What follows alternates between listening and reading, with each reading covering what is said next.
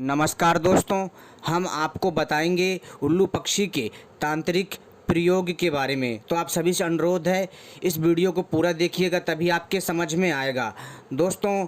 और मेरी वीडियो को लाइक करें, चैनल को सब्सक्राइब करें और घंटी ज़रूर दबाएं। जब भी हम कोई और टॉपिक पर वीडियो लेकर के आएंगे, उसका संकेत आप सभी को प्राप्त हो जाएगा। तो दोस्तों चलिए मैं आपको बताता हूँ उल्लू के तांत्रिक प्रयोग एवं रहस्यमयी बातों के बारे में। मित्रों, उल्लू को हमेशा से एक रहस्यमयी पक्षी माना जाता रहा है। यह माता लक्ष्मी का वाहन है। इसका प्रयोग तंत्र साधनाओं में हमेशा से होता रहा है। उल्लू के पंख आमतौर पर जंगलों में गिरे हुए प्राप्त होते हैं। आमतौर पर धारणा है कि उल्लू का घर में पालना नहीं चाहिए। उल्लू रात्रि में दिखने वाला पक्षी है और इसका जो मुख्य भोजन है वह चूहा है।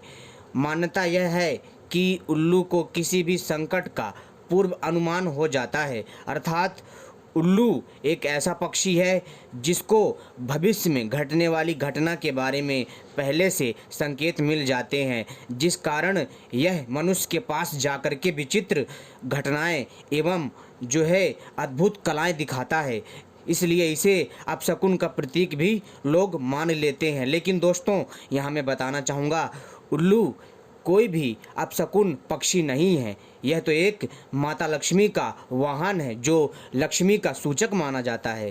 तंत्र क्रियाओं में तो उल्लू की विशिष्ट भूमिका देखी जाती रही है। इसलिए तांत्रिक तंत्र शक्तियों के लिए अक्सर उल्लू का उपयोग करते रहे हैं। प्राचीन काल में मौसम का हाल जानने के लिए भी उल्लुओं का उपयोग किया जाता था। उल्लू से संबंधित कुछ तंत्र साधनाएं हम आपको बताने जा रहे हैं।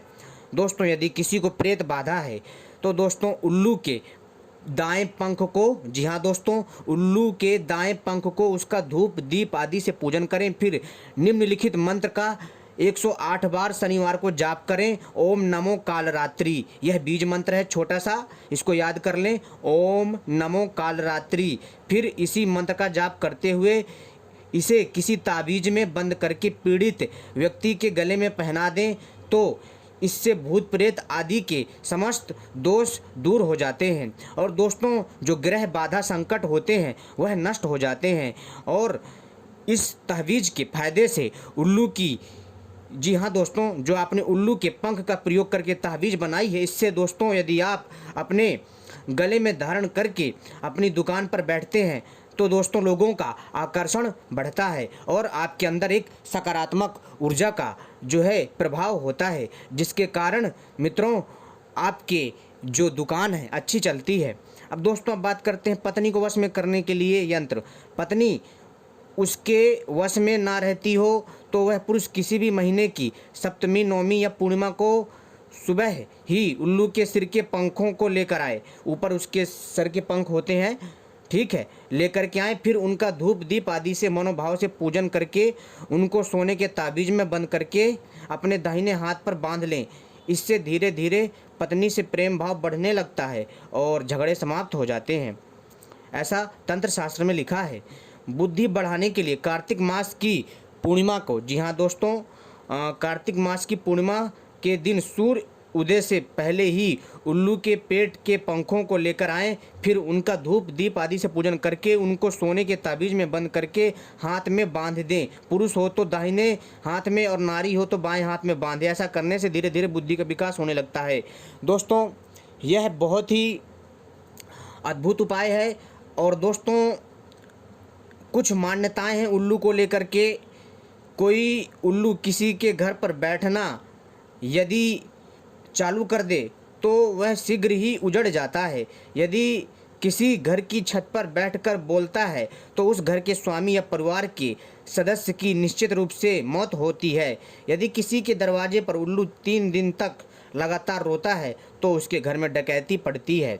दोस्तों उल्लू को लेकर के सभी के अलग अलग विचार हैं, लेकिन दोस्तों एक बात मैं कहूँगा कि ये घटनाएं तभी होती हैं अचानक से।